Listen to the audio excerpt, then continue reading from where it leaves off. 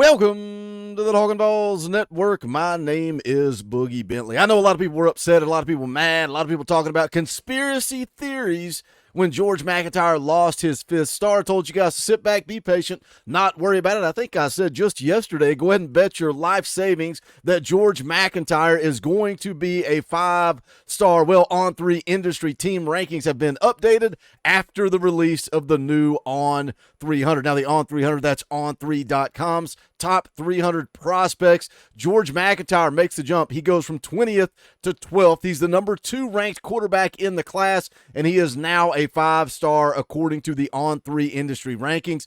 That update said George McIntyre shows a translatable skill set on junior film. The 6'5 and a half, 185-pounder is arguably the best middle-of-the-field passer in the cycle at this juncture.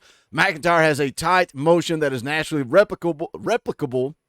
He's a good functional mover and shows the ability to make reactive plays in the face of pressure. We've seen that when we've watched his highlight tape for his junior season particularly. His escapability, his pocket awareness is fantastic. Says McIntyre completed 67.2% of his passes for 3,229 yards and 25 touchdowns while playing the toughest schedule of any of the 2025 quarterbacks as a junior. He carried an offense that struggled to protect or make plays outside of his individual efforts.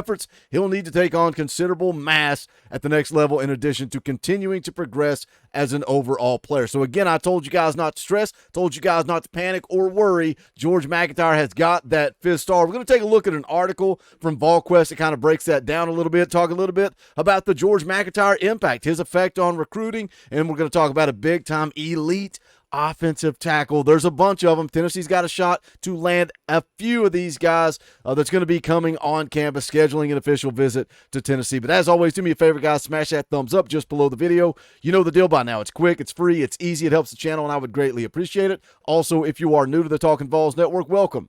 We're not experts here. We're not insiders. We're not media. We don't talk at you. We talk with you. This channel is for the fans, by the fans. If you like what we do, make sure you subscribe, click that bell for notifications so you won't miss out when we go live or when we drop a video. Going to be live tonight, 6:30 p.m. Eastern Time. We play NCAA football. We goof off. We have a great time, but we talk all things Tennessee football. Tomorrow night, Wednesday night, 7 p.m. Eastern Time, Tennessee versus Alabama. Watch party for the basketball team. We'll go live at 7. It's like hanging out with your buddies, watching a little Tennessee athletics, so come join us for that as well. The members of the watch party enthusiast tier will have an opportunity to come on the show. But let's go look at this article from VolQuest. Vols commit George McIntyre becomes newly minted 5-star prospect in the industry rankings. Says he bumps up again, as I just mentioned, 8 spots to 20th overall on Wednesday afternoon. Says McIntyre's move up both rankings makes him the 2nd highest rated quarterback in the On 300 and the 3rd best quarterback in the industry rating system. On3 Director of Scouting and Rankings Charles Powers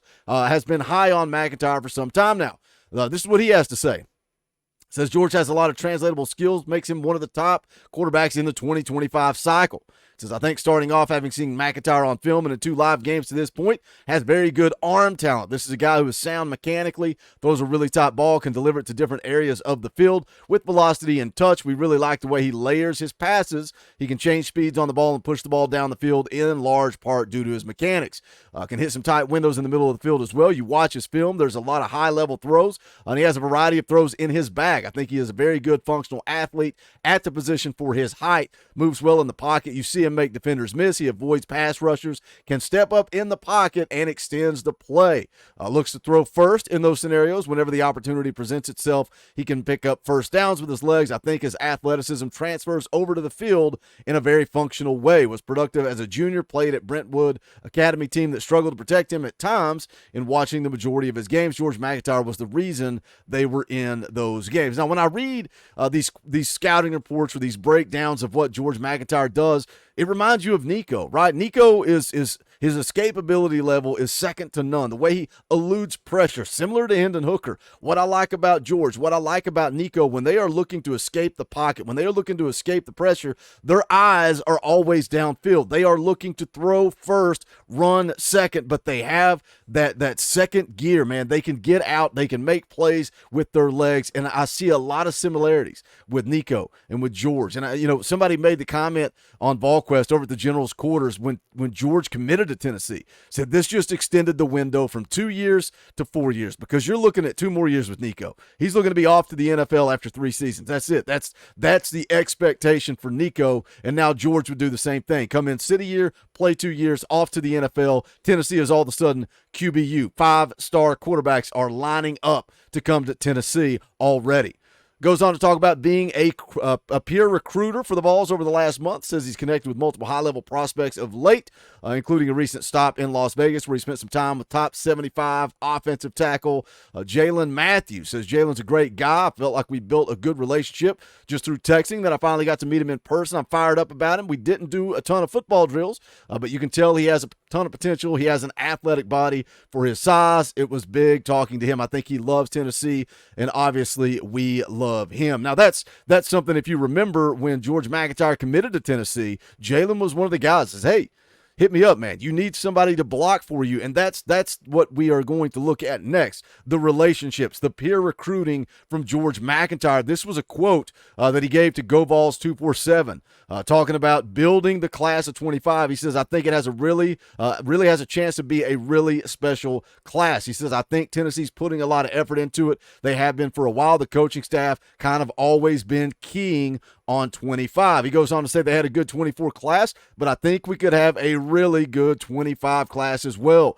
Joakim Dotson, Jack Van Doorslayer. We did a film breakdown on him just recently. Go back, give it a watch. Also, Justin Baker hopping in on the train early. I think that was big. We've obviously got our tight end, our running back, and we're going to add some receivers, some big-time receivers. Again, we talk about the George impact. 5-star wide receiver, Jamie French. 5-star offensive tackle, David Sanders. 5-star offensive tackle, Juan Gaston. He also mentioned in this article some in-state guys, 7-on-7 teammates for Tennessee Select, Rodarius Jackson, Cam Sparks. But also we're talking about the offensive line position today, that group, the David Sanders.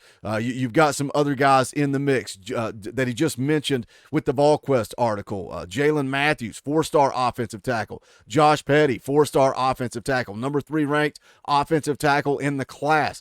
5-star offensive tackle, David Sanders. 4-star offensive tackle, Juan Gaston. So there are a lot of guys that Tennessee is in the mix, but there is another one that I want to mention that is narrowing down his official visits, and that is 5-star offensive tackle, Andrew Babalola. So you've got a host of guys here.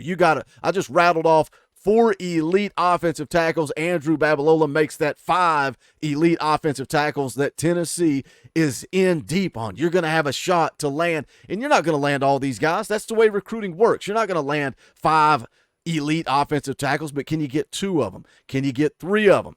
Andrew Babalola, 6'5.5", 280 pounds. You can see there he's a top 20 player nationally. The scouting report on him, big-framed athletic bookend tackle prospect with excellent physical tools, relatively newer to football and owns an AAU basketball background that reflects in movement patterns and functional athleticism. That goes on to say here, Gabe Brooks of 247 Sports says, quick off the ball, convicted down blocker who's shown more block finishing confidence in general during junior season, also displaying improved knee bending flexibility and resulting in leverage advantages. An encouraging development for a young tackle in the 6'6", 275 neighborhood, springs to the second level. Still developing punch power consistency, but playing with better than expected point of attack strength. Feet are ahead of the hands, which is not necessarily a bad thing at this stage, especially considering physical gifts. Gets to his spots quickly and with purpose, but hand placement and technique need work. Fairly nimble, balanced athlete in space who can improve body control when engaged. Field demeanor leans toward the run game, but physical tools suggest elite pass pro potential. Likely needs time to develop physically and technically in college, but appears to be one of the 25 class highest ceiling offensive tackle prospects. Projects as an eventual quality high major starter with physical and athletic profiles that suggest NFL draft early round upside. So that's a scouting report on 5-star offensive tackle Andrew Babalola. So can Tennessee land a couple of these guys between Matthews, Petty, Sanders, Gaston, and now we're talking about Andrew Babalola. Now he's narrowing it down, man. He said, I've started trimming the process and trimming my list. Some schools have started to stand out to me, and I'm getting to where I'm narrowing it all down. My plan is to get to places this spring. Then at the end of April, compare all those schools and decide on the other 4 schools I want to take my official visits to. So he's planning to take 6 official visits. He's already narrowed it down. He's going to visit Oklahoma on June the 21st, officially. Still trying to iron down a date, but one of those schools that he's going to take the officials to is the University of Tennessee. So Oklahoma, Tennessee, other schools in the mix for those officials: Auburn, Kansas State, Missouri, Auburn, Michigan, Stanford, and USC. So he's going to be taking some unofficials this spring and then ironing out his calendar for the officials over the summer. But he's going to definitely be taking one to Oklahoma and also to Tennessee. He was actually in Knoxville back in February.